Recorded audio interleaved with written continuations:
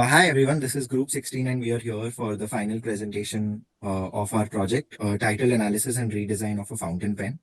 The product that we chose is a fountain pen, and for all calculations in the final review, we'll be using the number of units as 50,000 for a manufacturing unit. Pictured here is our fast diagram. We have one main functive branch that relates to writing information.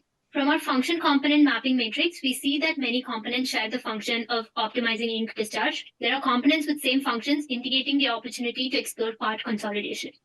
Based on the bill of materials and the fast chart, we have built the quad chart on the basis of high and low manufacturing cost as well as high and low functional importance.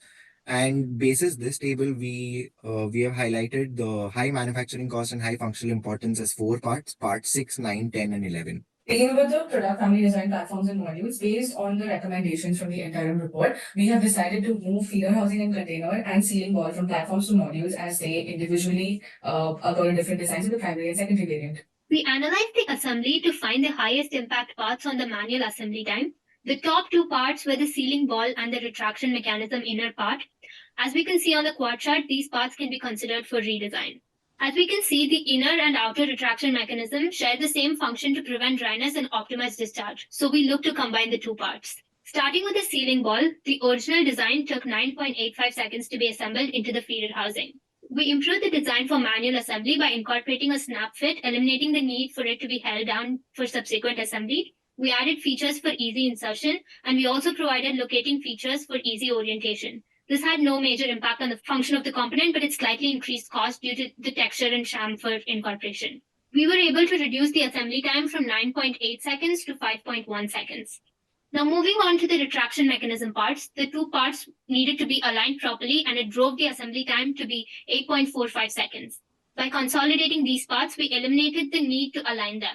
We also made the parts symmetrical by modifying the inner groove. We then removed the threads for easy insertion.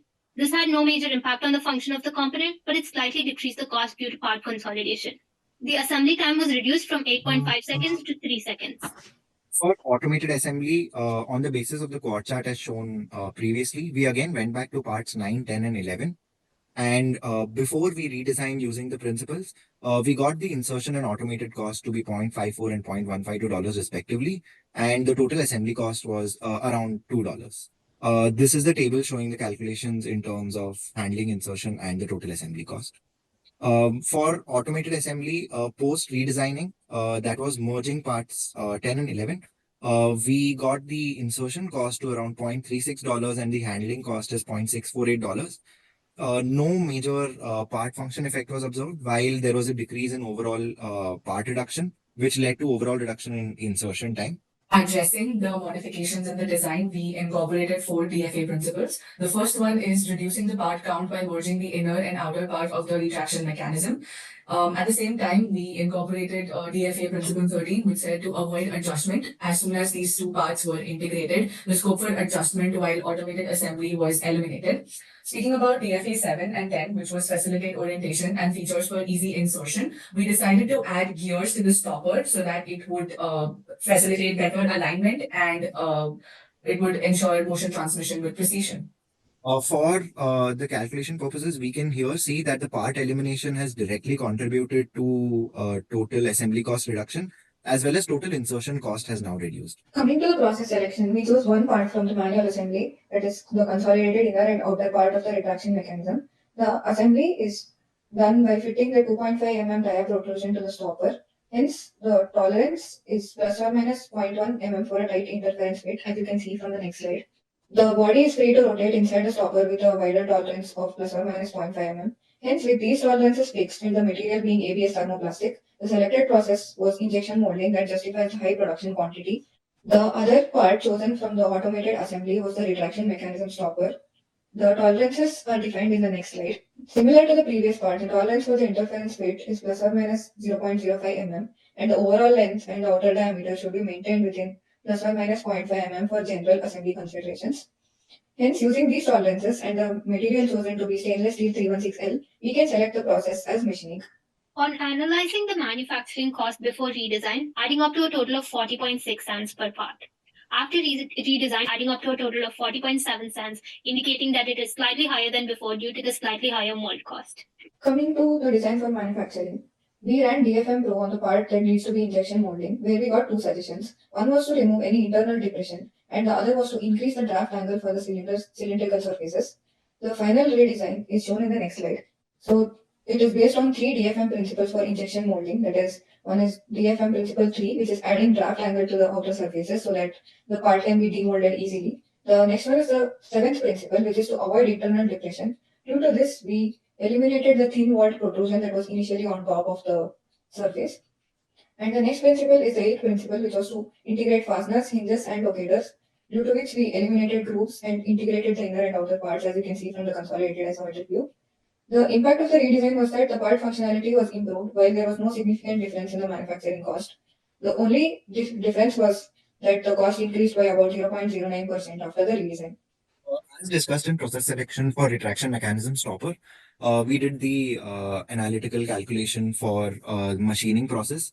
And on the basis of material cost, non-productive time, as well as the production time, and then converting the production time and non-production time into cost, we get a total cost of machining before redesigning as $0.94, and post redesigning we get it as $0.88, which is a reduction.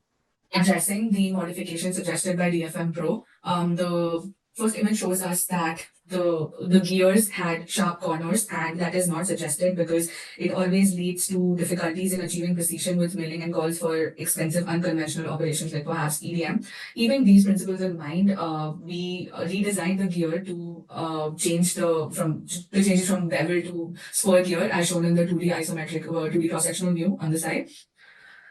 We applied three principles of conventional machining. The first one being using standard dimensions. We were suggested to change the drill hole diameter from 2.31 to 2.30 or 2.35 mm. While making a decision to change this particular dimension, we decided to incorporate DFMC5, which is avoid narrow holes. So to widen the hole, we changed the diameter to 2.35 mm. And finally, addressing the 11th principle of conventional machining, we give an internal radius to the corners so that it reduces the manufacturing difficulty. Discussing the impact on modifications, as it is evident in the slides discussed previously, the cost of machining decreased and it is easier to manufacture. Also, spur gears are said to have better functionality as compared to bevel gears, so that has increased the efficiency of the product as well. Coming to the hubs manufacturing quote, we can see that the quote obtained from hubs for both before and after redesign seems to be almost half of that obtained by the analytical method. The possible reasons for the discrepancies may include the assumptions made while calculating with respect to the tool life, setup time, machine hour rate or MHR, and the efficiency of labor, and other factory operating conditions that may have caused a difference in the quote. Along with our product, we aim to provide services to improve customer experience and reduce impact on the environment. We plan to use more eco-friendly materials. This would reduce the environmental impact of sourcing raw materials and manufacturing the pen. We also plan to implement a product service system where customers can return their old pens to be refurbished, recycled, or properly disposed at the end of their life cycle. Coming to the conclusion and the design critique, we had four overall benefits. First one would be implementing the DFA principles helped us reduce the assembly time by 4.75 and 5.45 seconds. Coming to the automated assembly cost, it was reduced by 51% and we added orientation features which facilitated easy insertion.